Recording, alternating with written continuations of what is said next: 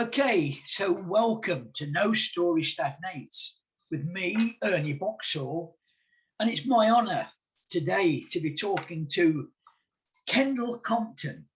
And some of you may recognise the second name. This is the husband of Misty. So welcome, Kendall, and thank you for coming on. Would you like to tell everybody who you are, where you are, what you do? Yes, sir. My name's Kendall. I work as a firefighter paramedic for the town of Castle Rock here in Colorado. I've been involved in fire and EMS for the last 12 years. Started whenever I was 20 years old and have worked my way up to now currently 32. And so, yeah. And I guess the first question, Kendall, is at 20, have you always been attracted to that kind of work? You know, as a kid, there's that kind of stereotype that all the kids look up to, like police and firefighters and stuff. Well, a good portion of them do. And they used to, I'm going to say. Yeah, they used to. I was definitely one of those kids that looked up to it. I love the big red fire trucks and the sirens and everything like that. But it was kind of almost like an accident in a way. We'll get into that later on in the story of how this whole thing played out. Where are you now? Where are you living? So we're living in Pine, Colorado, being Misty, and we are actually just about to move. So our house has been accepted on an offer. So I think this weekend, actually, in like a day or so, we're going to start looking for new homes around Colorado Springs. So with her working full-time from home now, which is a blessing for her, she's something that she's been wanting to do and is no longer in the corporate world. Right. It makes it easier for us to really focus on having a family, and because she's all on board for doing the stay-at-home mom stuff. And so we want to go somewhere that's going to be a better neighborhood, better area to raise a family and stuff. And so it's almost that time, something I'm very looking forward to. Yeah. And when you say better area, can you just describe the sort of area you're in now? Because when people see the pictures, they think, "Ooh." So this is definitely like what some would consider a paradise area here in the mountains. It's not a bad neighborhood by any means. It is very remote. You are kind of out in the wilderness out here. Pine is a very, very small town. There's no streetlights. There's like a couple stop signs. That's probably about it. And if you blink, you drive right through it and don't even know. But it is a special place. It really is. But I don't know, I guess I always viewed it as this would be a great place to retire, not so much to like raise a child, because there's not a whole lot of kids that are around here. So I guess again the next question that's come into my head is, I would imagine then that the use of a fireman in your area, is it more for forest fire or? Out here, yes. I mean, there is a volunteer department that is right next to our house. Their station 2. And out here in the wilderness, you do kind of focus more heavily on like wildland suppression. Yeah. But I mean, just like any other place, people are going to have medical emergencies no matter where you live. And so it just makes it more difficult for the resources to get to your area, because the nearest hospital, like, as what we consider like a level 1 hospital, which is like top notch, has everything ready to go. Yeah. You don't have people on call or stuff like that. That is about 45 minutes away. So there is a risk reward kind of thing whenever you're living out here in the mountains. Yeah. And I take it you go into, is it a city or a town? Castle Rock is a very interesting place. Right.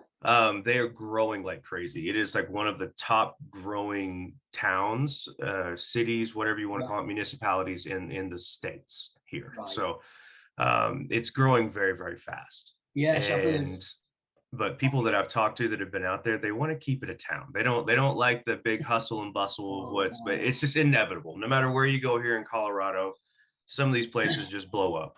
There's two things you've said there.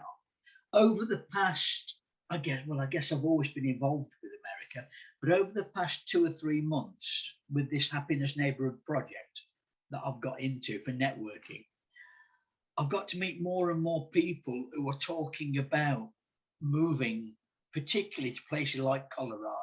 Hmm. It seems to be a magnet for people at the moment. So, I mean, would you say that your taxes are good? You know, is it pretty good out there, or is it It attracting people? the state itself attracts a lot of people, just with the activities that you can do out in the mountains. I mean, Yeah, there's when I was a kid, I used to think that over in Kentucky, where half of my family is from, those mountains out there, those are amazing. But then when you come to Colorado, it's like, no, these are mountains. yeah, This is like what yeah, true beauty looks like in nature. And so I think that is a huge attraction for a lot of people. right. um, we're definitely getting a lot of people moving from states like California because of Yes, the just kind of like taxes and things like the yeah, way the government's running it. yeah, It's not that bad here in Colorado yet, at least in right. my own personal opinion. It is very expensive to live here. Uh-huh. I compare that just to how it is in Oklahoma, where I'm from. Yeah, The cost of living is ridiculous when you compare the two, but yeah, we're making do. I mean, right. this next home that we're doing is based solely off of just my salary, and I would have never imagined that being possible coming from the Brilliant, small town that I'm from. So, brilliant. And that's a great segue into the next question, Kendall. From mhm. the years, or rather, do you know how your mother and father met? Yeah, I talked to mom the other day, Yeah, and I kind of knew a little bit about it. They both met each other through a mutual friend that they were both friends with, and back in their days, they went to the clubs quite a bit. And like uh-huh. it's not like the clubs where you think about like techno and things like that. That's not Yeah, what the clubs were. So clubs are more of like your kind of country bar type thing, yeah, stuff like that. You just go and you drink, you hang out, and that's where they had initially met.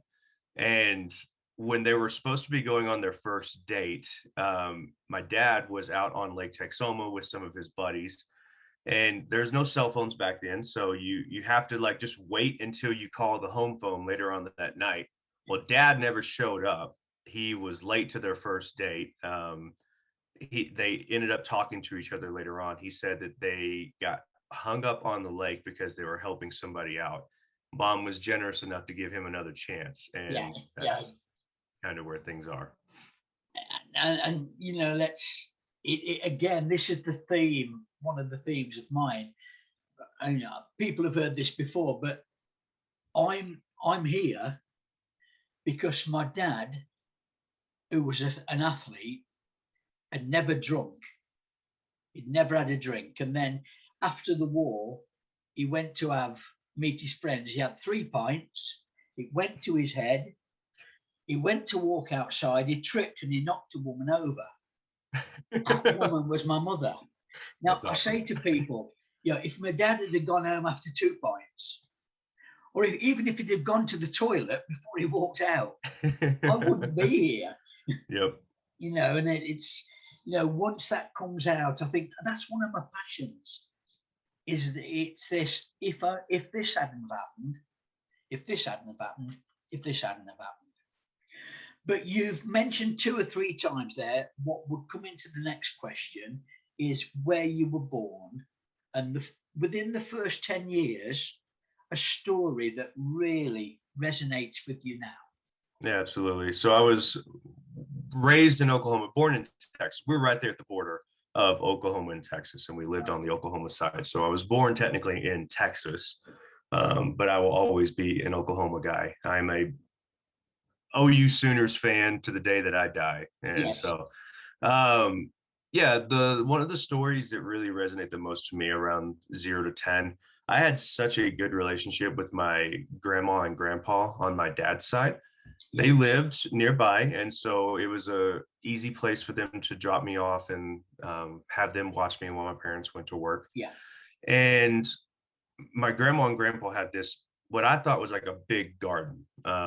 They had quite a bit of vegetables out there, and I remember going out there with grandma as a kid, and we would pick vegetables from like okra. That was one of my favorite things to get. They had tomatoes, corn. They had little green peppers. That was also one of my favorite ones to pick because I learned like when they're ripe, when they're ready to go. And so you get all excited as a kid, like, oh, I want to do it. I want to pick those out. Right. And grandma had a bunch of pecan trees too. And so we would go out there and pick just bags full of pecans and come back inside the house and crack those open, and she'd make fresh pies with them and stuff. Wow. So I had a lot of really good memories with grandma. And with grandpa, he was someone who was very special to me. He fought in World War II. He was in the Navy and was on the USS De Haven. And during the war, his ship actually got destroyed. And so like I remember like always asking him questions about the war, just, hey, tell me these stories and stuff.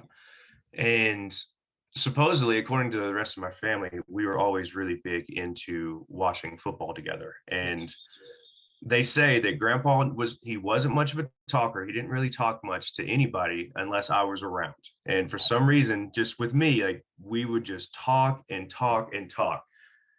I think the biggest memory that I have with all of that was the day that grandpa taught me a super fun card game.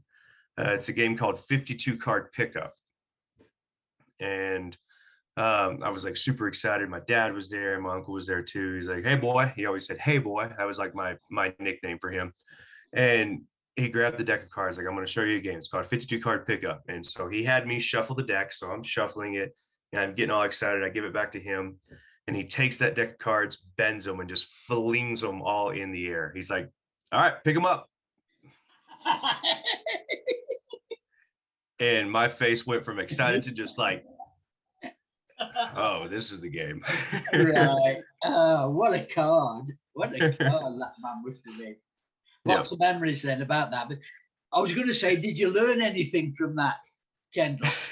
Perhaps not to trust your grandpa. Yep. And like my kind of what got me, like my first big lesson in life came in that time whenever grandpa had passed away. He that was something that like really weighed heavy on my heart. I remember he had been sick, like he had collapsed at the house. He had gone to the hospital. He was someone who never went to the hospital for anything. He was so stubborn. He just ignored everything about his body. He didn't want to go. But he ended up getting a tumor in his head. He collapsed at the house. They took him into the hospital. And I remember it was like in the middle of the night, like at 2:00 in the morning. I had knew that he was already at the hospital at that time. We were planning on going to see him the next morning. Mom woke me up at like 2 or 3:00 in the morning, I think, and had said, hey, grandpa's not doing too well. Do you want to get up and go and see him? And me as a kid, I'm thinking like, oh, he's going to be fine. Yeah. Like I was so tired. I just wanted to sleep. Yeah. So we ended up going back to bed. We got up around like 7 or 8:00 in the morning and we'd left then. By the time we got to the hospital, he had already passed away. Yeah.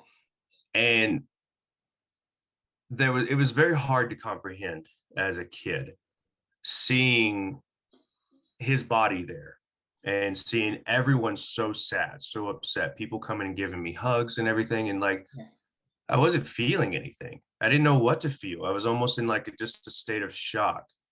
It wasn't until like hours later, I think we were going, me, my mom, dad, and my grandma, we were going to go get something to eat. And this wave of emotion hit me like I've never felt before. Like I felt guilt. Like I could have, it was just that thought of if I would have just gotten up at early in the morning, I may have gotten a chance to see him one more time. And I remember just bawling. And that was one of the first times I'd ever expelled that kind of emotion before. So, and that's always stuck with me. You know, that what if game, you know, that what if game always gets to mind. Yeah. And I've got to thank you because it's not a story that I tell at all, but you've just brought it into my head that the first time I really cried like that was for my grandmother. Now, you know, we lived with my grandmother when I was born. We lived with her for about 5, 6, 7 years. But my grandfather rarely said anything to me. My grandmother took me everywhere. She walked. she must have walked to nearly 4 miles to take me to the football every Saturday and bring me back. And she must have been then in her 60s, 70s, but we were close. And when I saw her body, like you, I saw her body in the coffin, and it didn't mean that much. Then I got into the taxi to go home, and suddenly it just boom, out it came. So yeah, thank you for that. That's a memory. And when I know you talked about your dad being out on the lake fishing. Mm-hmm. So in Oklahoma, were you a fisher, a hunter, or? Whenever I was younger, I went with my dad all the time to go to the deer lease, and we would hunt white-tailed deer. Yeah. And so I did that quite a bit. Since I've gotten older, it's been hard to find the time. Sure. It's not been a major priority of mine. No.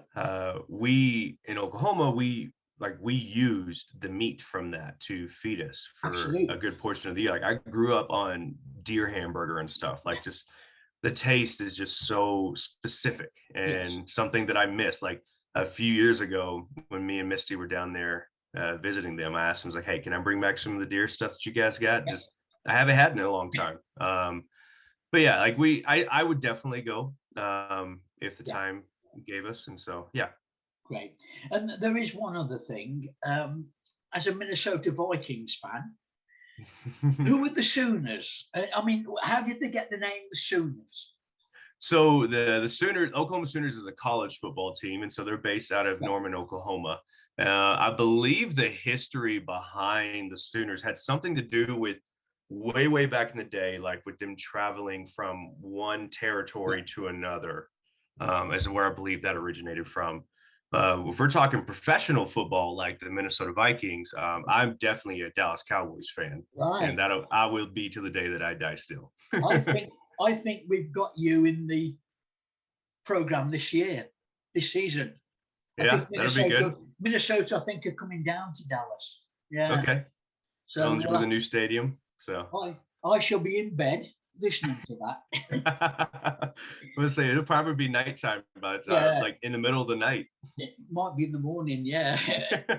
But if we go from 11 to 20 then, Kendall, and there's probably a couple of, if you can tell me an early story, say 13 to 15, 16, 17, and then a later one.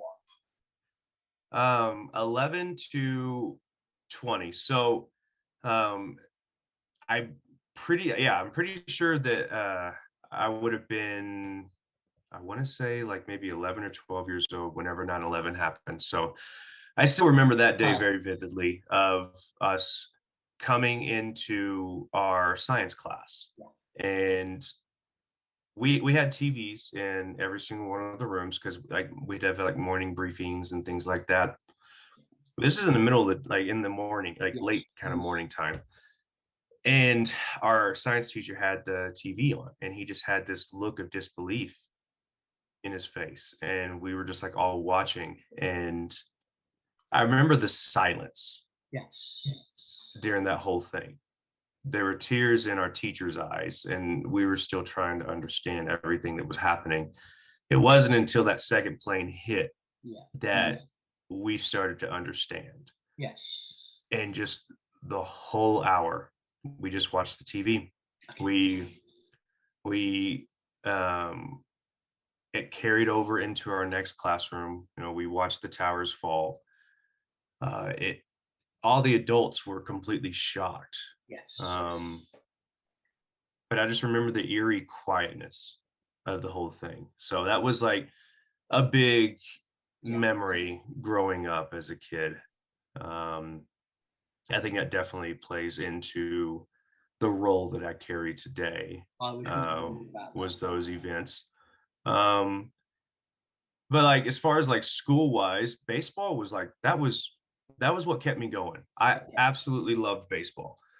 The school that I went to was a fairly small school. We had baseball and basketball and softball, and that was really it. We didn't have football. We didn't have any of these other extra ones like track or golf or any of that kind of stuff. So baseball is what I resonated to. My dad was a big football player. He played for the bigger school in our area. and had a chance to play for the college team that we had in that town as well. But he chose to go into the workforce instead. Sure. And so everyone knew my dad. So like the head coach from that school, like almost every year kept trying to get me to come out there and play football, because he had seen me play in youth football. So youth football was up until like 12 years old, and then it was just like a little summer league that we'd play in. And so he had seen me play during that and kept wanting me to come out there and play football for him. But I stayed back and chose baseball. I was a pitcher. Yes. And so I naturally kind of fell into that leadership role. It's been something that's been a part of my personality since I could really remember. I loved having that sense of responsibility. Yeah.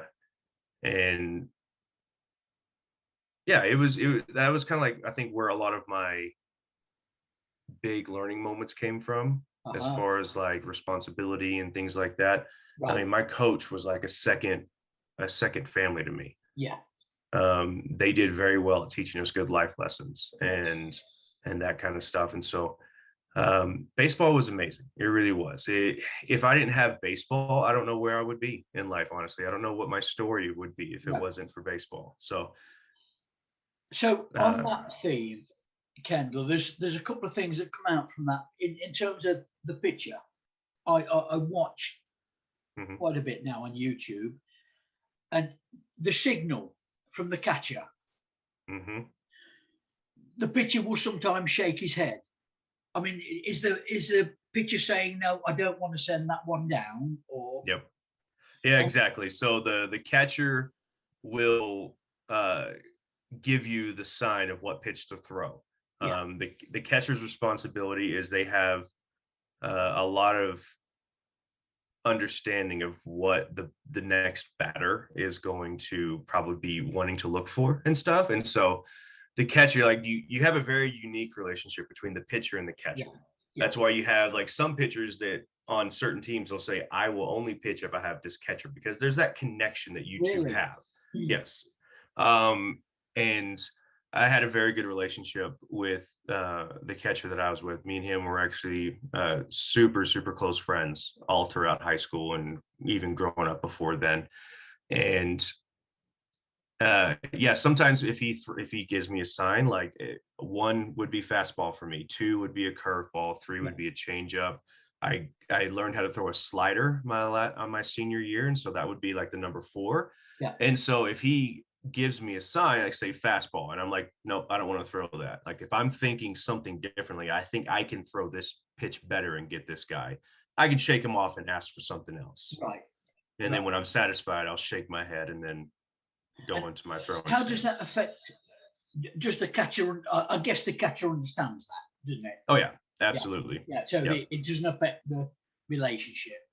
No, not at all. I mean, we definitely like mess with each other a little bit. Like if I shake him off and want a different pitch and I throw it and the batter hits it over the fence, my catcher would be like, yeah, don't shake me off next time. There's always that kind of joking mentality behind it, but it's strategy. It is. It's one of the big parts about being a pitcher and trying to lead that game and control it the best way that you can.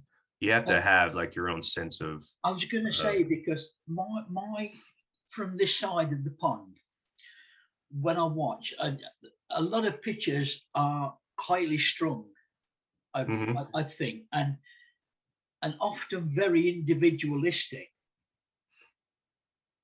And also this idea of being pulled off the mound when you see that the manager walk out towards you, that particularly in front of 50,000-60,000. You've got to be a special type of mentality to be able to just brush that one side and say, okay, I'm playing again. But they do get very highly emotional sometimes, don't they? And oh yeah. Sometimes it's a relief because you're just not feeling it today. Nothing you're throwing is working. You're like, oh, thank God they're taking me out now. But then there are other times that are just like the emotions do run high. You want to get the job done. Yeah. And a lot of those situations are very dependent, because if you have like you're late in the game, it's a close ball game. Sometimes it's smart to bring on somebody who is fresh. Yes. And if your pitch count is high, like if you're throwing like Yeah. 100 plus pitches already, it's smart. And just the competitiveness in you, that drive to want to finish the game and Yeah. get the job done, that's where it gets pretty emotional. Like you don't want to be taken out then. But it is a strategy. It's a strategy by the coach. And so it's just sometimes things we have to face. But Yeah. I've definitely I have my dad's temper. So I definitely have gotten pretty hot sometimes in the game.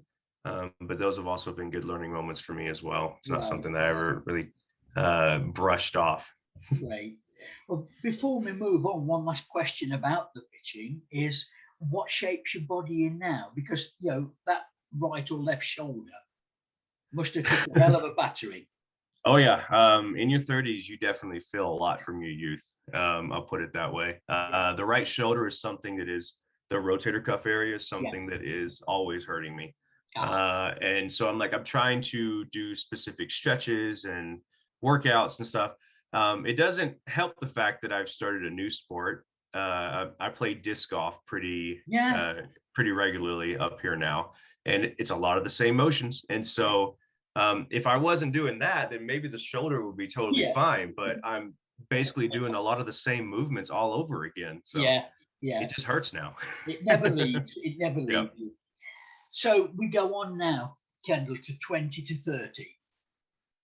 I guess that might be a fairly important part from what I know in your life. Yeah, if you actually don't mind, I can backtrack a little bit, because right there at like 18 and 19 were like the big turning moments in life. Out of high school, I wasn't playing college baseball like I wanted to. I completely destroyed the meniscus in my right knee my senior year. I did get a chance to play the last half of the season, which was good because I needed that for my soul. I had to have it. Yeah. Without baseball, I didn't have direction in life. I didn't have a plan or anything like that. So I kind of went down a bad road for about 6 months or so.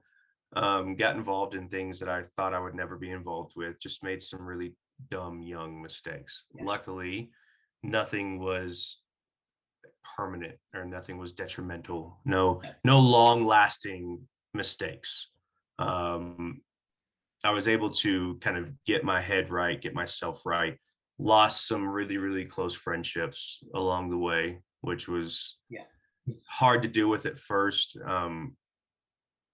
Obviously, things have worked out pretty well since then. So I feel like I've made the right choices in life at that point. And then leading into my 20s, that kind of sense of direction, like not really knowing where to go, didn't know what to do with life. I was working at Chili's, and I'd been there since I was 16 years old. It was the first job that I ever got, and I just stuck with it. I've been there for like 5 years.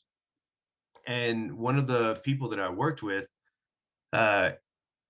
he was also kind of going down that road of like what to do with life. You know, we're 20 years old. Like we need to figure something out. We can't just be working at Chili's the whole time. And so he was going to join his volunteer fire department in his local area, which is what kind of perked up my attention a little bit. I'm like, you can just join volunteer departments? I didn't know that was a thing. And I'd done some research, and the area that we lived in had a volunteer fire department. And they were called West Bryan County Fire Department. And so I had reached out to my dad because he knew one of the guys that worked there, met with him, and then joined the department at age 20. And that was a life-changing thing for me. It was something that gave me purpose and direction. It made me feel good about what I was doing. And like I actually feel like we're helping people, making a difference in people's lives, and just the camaraderie that you have with the people on your department is it's hard to mimic that anywhere else. And that's what started this whole journey in my career. That's what started all of this back here. And so I went to one of the local fire academies and got my EMT, my National Registry EMT basic license. And started working full-time on the ambulance out there in southern Oklahoma while still volunteering at the same time, and was basically doing that all the way up until I believe age 24, because that's whenever I moved here to Colorado. One of the guys that was on the department, his name is Jason. He is someone that I consider as close to a blood brother as I possibly could. He kind of took me under his wing whenever I had first joined the department. He knew about my past, Yeah. and where I was kind of coming from, what I was getting out of, and he really helped me out a lot. He trained me and showed me a really like that kind of camaraderie side that I didn't know about until then. So me and him had a really good bond, and he moved up here with his wife at the time. And I remember like whenever he had left, like things just weren't the same. He was like a really good glue that held that department together. And I started visiting from time to time just to check out Colorado. And I didn't have anything tying me down. And Oklahoma, it takes a special kind of person to want to stay there unless you have like a super good job. There's not much to do down there, not much like growth from what at least not in this career.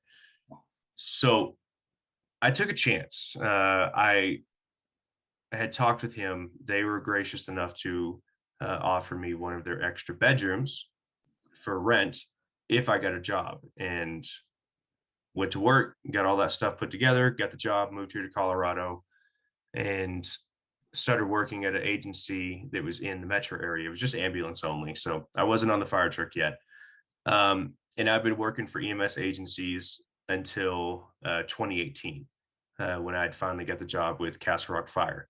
Happens to be the same fire department that Jason's on as well. And it has been such a blessing being there. The road that it took to get here was definitely long. It wasn't easy. I'd been through multiple agencies trying to find that place that felt like home, and which I think is important because I never was someone who can just settle down somewhere unless I was like truly happy there. Like I would rather go from job to job to job until I found the right place. Yeah. And it's essentially what I did. But I met Misty along the way. Whenever we were working over at Rural Metro together, which was that first place, she was a dispatcher, and our dispatching office was in the same building that all of our ambulances were. And so I met her there, and one of the first times that we ever hung out, we had what we call, a group of us called team building exercise, which is just us going to the bar after work and drinking. And so she came to one of those team building days, and that was whenever I first got a chance to really get to know her and meet her. We went on, like, we had both gotten out of like pretty crappy relationships. Yeah. Neither one of us were like actually looking for anything. We were just hanging out and making friends. And we ended up going to like the aquarium one day. And I remember when we went to the Denver aquarium, like she has such like a bubbly personality. Like it's just, she will bounce off the freaking walls. Yeah. I wasn't used to that. Like Misty was somebody different. Yes. I used to go for the same type of girl every single time. Clearly it didn't work out. And so I told myself that I need to be more open-minded. I need to try different types of personalities and stuff. And Misty was definitely a different type of personality. She was crazy in a way, like bubbly crazy. Yes. But it was fun and interesting. Yeah. And things really kind of like, we took it slow, which was one of the first times I'd ever just had a slow going relationship. Things nowadays, I think people get too tied up in the physical aspect way too quickly. Yeah. And it masks a lot of the actual true emotion that you might be feeling for somebody. Sure. I'd made those same mistakes up until her. Like, we really took everything slow, and that was nice because I actually got a chance to know her without that physical aspect kind of like glossing over things that may be a problem, may not be a problem. Yes. And so that was good. It was really, really good. We made things work really well. We have a lot in common. There's also things that are very different about us, which I think is also good. I don't need to be dating myself at all. But yeah, she was probably, I think, the best thing that happened to me. And from the 20s to the 30s, I was not in a good headspace from my previous relationship. And so she was someone who actually understood, because some of the family things that she went through were very similar to that relationship that I had just gone through as well. So we were able to lean on each other, and she helped me through some of that stuff. I've written down something that I wanted to come back to there, Kendall. And yeah, you were saying early, perhaps in 18, 19, 20s, you said you sorted yourself out. So I take it there was no one, there were very few people around you at the time who could have helped you get out of that, or? The people that were around were involved with it with me. I didn't really say much. Yeah, I didn't really say much to my parents. I'm sure they knew. Like, I've talked to them since then. They knew what was going on. It was just kind of like one of those experimental learning things. It's a tough thing to experiment with, because some people that don't have ill intentions have lifelong consequences with it. So I was very fortunate. It's definitely not something I regret, because I learned a lot from it. Absolutely.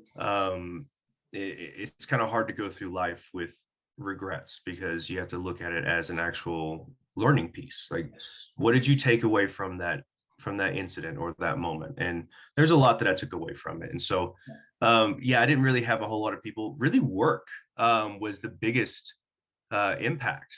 Our general manager, his name is Scott. I had been working with him since I was 16 years old. He was I was at the Chili's in Denison, Texas. He was the general manager of that store. Then when he opened up the new store in Durant, Oklahoma, I had transferred over there, and then he was still my general manager then. So this guy had seen me since I'd been in high school. Like, he's seen me grow up into a young adult.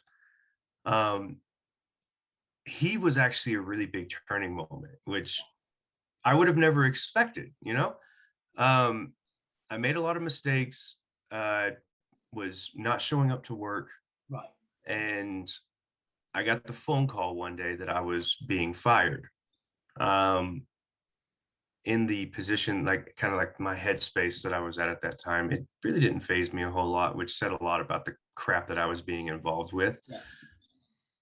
But he did call me one day and say, "Hey, I want you to come up to the office, and I want to sit down and talk with you." And that was a really cool moment. He, opened up to me, said, I've been with you since you've been, 16, since you've basically been a kid. It was a very good heart-to-heart conversation. And that's what really kind of turned things around for me. I was already hitting a pretty good bottom before that. But that conversation with him helped. I mean, he wasn't a parent. He wasn't even a relative or anything. He was a boss that had seen me since I was 16 years old. And that was a big turning point for me. Probably seen something in you as well. Yeah, absolutely. He knew what I was doing. He knew it.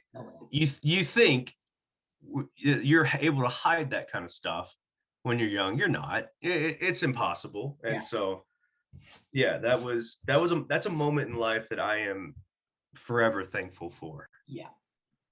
So we're coming up now then, Kendall, to the last couple of years, say the last 3 to 4 years. You're mid-30s now.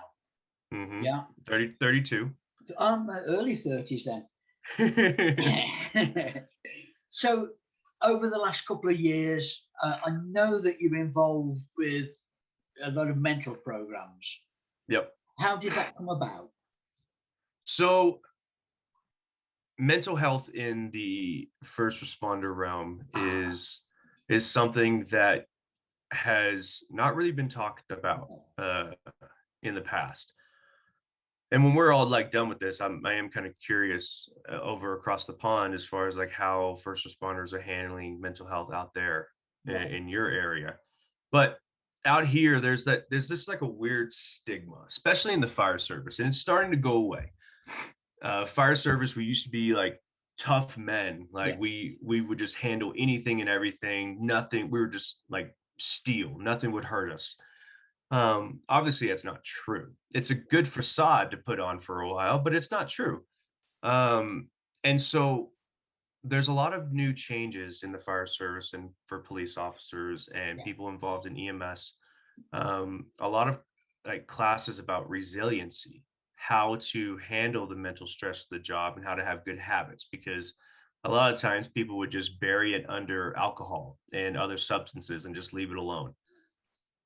There's a big problem with people who are in the fire service or involved in first responding for years and years and years and years and retiring and then committing suicide afterwards because they have nothing left but their thoughts, the calls they've gone on. They involve too much of their life around the job and they don't have anything set up for retirement. And so been involved in for 12 years total, and I've definitely noticed like a change in me. I recently did a video series on Misty's website talking about mental health for first I've responders seen some of them, because yes.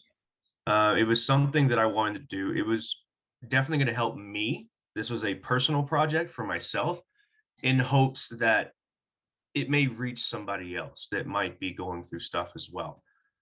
Um, I noticed over the years of being in the job that there was definitely something about me that was changing. Yeah. It's kind of hard to sit here and think about exactly when this happened. I think it's just been more of a gradual thing. But the big thing that I noticed that I talked about was just this like kind of numb feeling that I was carrying, just like not really feeling much happiness. I could easily get angered. Yes. Anger is a very easy emotion to feel, but to actually be happy in a moment I was finding that very difficult, and that was bothersome. Like I know you can't be happy all the time. That is not a possible thing, but even just a little bit. Yeah. And I wasn't even getting that. I wasn't doing hobbies anymore. I was making excuses for not going out and doing things. I wasn't really reaching out to friends and family to go and hang out and do stuff. Just really being in my head quite a bit. And I know it wasn't just the job. One of my favorite analogies whenever we talk about resiliency, a captain with West Metro Fire Department, whenever I went through Fire Academy with Castle Rock, talked about this invisible backpack that you constantly carry on your back. And that backpack is collecting rocks as you go throughout life, both from the job and in personal life events. Those rocks will vary in size, so they can be like little bitty pebbles. They can be giant boulders. And I think a giant boulder that was in my backpack definitely came from that last relationship that I was a part of. There was a lot of mental abuse that went with that, and it scarred me quite a bit, almost to the point to where it was unfair for Misty being in my life, because she unfortunately was the next person, and I'm trying to get through that scar still. But a lot of the job too. I mean, there's a lot of studies out going about like sleep patterns and stuff, like sleeping when it comes to mental health. Yes. Eating and exercising on a regular basis, like a good diet kind of thing, and exercising regularly. And so there's a lot of changes within the fire department and things that I'm trying to be a part of as much as I can. Yeah. And learning about some of these things allowed me to be more aware of what was going on. Whenever I got offline to go to paramedic school, I was being paid my full salary from my fire department. My job was to go to school, and which is awesome because not very many people get that kind of treatment. A lot of people have to work full time and go to school, which we had half of our class was doing that. And I applaud them for being able to successfully do that, because paramedic school is stressful. It is super, super stressful. And I talked on that video series about the roller coaster analogy. I learned that from one of her books that talks about police officers and their mental stress that they go through. And it talks about the hypervigilant state that a lot of people are in when they're on shift in any aspect of first responding. And so when you have a normal mental health baseline, Yeah.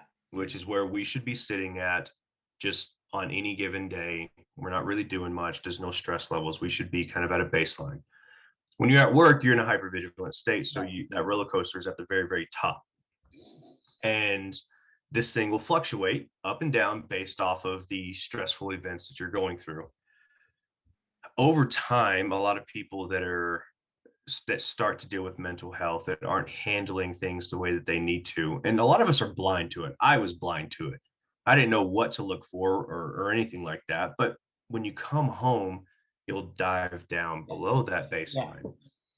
I had been doing this up and down motion for I don't know how many years. And whenever I came offline to go to school, I no longer had that hypervigilant state anymore. And I wasn't going back up to the baseline either. Right. I was just stuck at the bottom.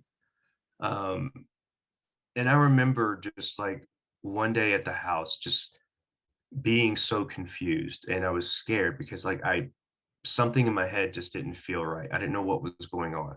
I didn't have work anymore. I was just going to school. I was under this immense amount of stress. And I think it just got overloaded a little bit. I remember breaking down in front of Misty and telling her, I don't know what's wrong with me. I don't know what's going on. I found this video that just kind of randomly came across the internet that I was just like searching around and stuff. There's a group here in Colorado called Code for Counseling that specifically works with first responders and in relation to mental health. And Sarah, who is the founder of the agency, I just randomly came across one of her videos. And I remember the moment that things like clicked with me. And it was talking about just, it wasn't one specific incident that was sticking with me. It was just accumulative. It was years and years of being a part of this job, seeing the things that I was seeing, and also my own personal life events that I was going through. And it was talking about like, it's okay. Like that is like a normal thing with the job, but that's why people like that are there. And like the way that they put it, I just broke down again, like just lost it. And so we talk about like earlier, like with my grandpa, whenever you have those moments in life that something just clicks, whether it's good or bad. That was one of those moments again that just clicked. Yeah. And so I reached out to our peer support team that we have at the fire department, which is amazing. I hope that more and more agencies, both police, fire, and EMS, are able to put together peer support teams, because these people a lot of them have experienced themselves. They've gone through their own ups and downs. And so they have similar stories that they can share. They have an understanding of where you are. And that helped me big time. Went to Code for Counseling and got that all done. And it was a good first step. We'll put it that way. We're coming towards the end, Kendall, but one thing I've got to say is you speak very well. Have you always been comfortable talking to people, or is that something that's come lately? It depends, really. Sometimes my country accent will come out, and it gets very difficult to understand me. That mostly depends on if I'm around other people that have an accent, and then it just kind of naturally flows. But my dad was a very open person. It seemed like the entire town of Durant knew my dad. And so I think I definitely get it from him. Personal one-on-one conversations, I'm totally fine with that. I can meet somebody out on the streets and talk to them for 5 minutes, and we'd act like we knew each other forever. Big groups, not so much. I just don't have a whole lot of experience with that. I definitely get nervous when it comes to those things. But we all get nervous. Kendall. But I've got to say that what I tell people is that often, if you can tell people about the bad times that you've been through or you're going through now, there will be people in the audience that are going through it. Yeah. And they'll be the people who come up to you afterwards and say, I really gelled with what you were saying. Can we have a meeting? You won't have to chase them. They will be coming to you for advice on how you survived. And I used to be one of those. Yeah. Right. And that was one of the biggest reasons why I wanted to do that video series, talk about my own personal story. I say, and I'm not an expert in this whole thing. This is just my story, what I've learned and what I hope to help somebody out with. And I've already gotten a little bit of that, which has felt really good. It's good to know that this is reaching other people that have or are currently going through something similar. And I used to be one of those. My passion is to give people like you the stage to do that. So before we end, Kendall, and don't dash off as we finish this, we'll have a couple of minutes afterwards. Is there anywhere people can get in touch with you? That's number one. And number two, how would it be if I sort of reached out to our fire service and see if there'd be somebody over here who discussed that sort of thing with you? For the first one, I don't really have like a sort of platform. I used my wife's platform with Core Cavity, because she likes to talk a lot about mental health, and I specifically said I wanted to come on as a guest speaker to talk about my story. And so, I don't have anything specific. So I would say maybe funnel it through her. At kcomptonsosc. You guys can find her on all the different social media platforms. If you search Core Cavity, you can reach out to her there. She's got some experience. She was a dispatcher for a while as well. She's went through police academy. And so she does have an understanding of the same stressors and stuff like that towards first responders. So she'll be a good resource. That's brilliant. I'll get people to do that. I'll put that into the chat box, or I'll put that into my chat box when I reach out. What I'm going to do, Kendall, is I will send this video off to a guy so we can it won't need much editing. I'll write a little bit about it. I'll send it to you. You okay it. And then when it comes back, it will go up on the channels.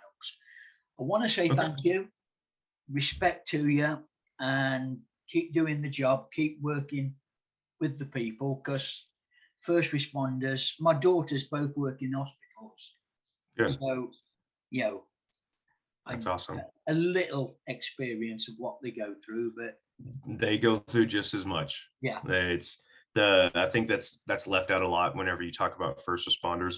People don't think about the hospitals because they see the people just as much as we do, if not longer. Like we're with somebody for like maybe 30 minutes to an hour tops in most places. And so they deal with a lot of the long-term stuff. And so they are a huge aspect towards helping people. And if you want to reach out to some people across the pond out there, I would love to hear about what they're doing in relation to mental health, how they're handling things. And well, as I say, this week is the end of our mental health week. Okay, that's interesting timing. I'll get this up as soon as possible, and I will reach out and see if people want to get in touch. It's been brilliant. Thanks, Kendall. I'll turn it off now and we'll have a second afterwards. Thank you. Take care.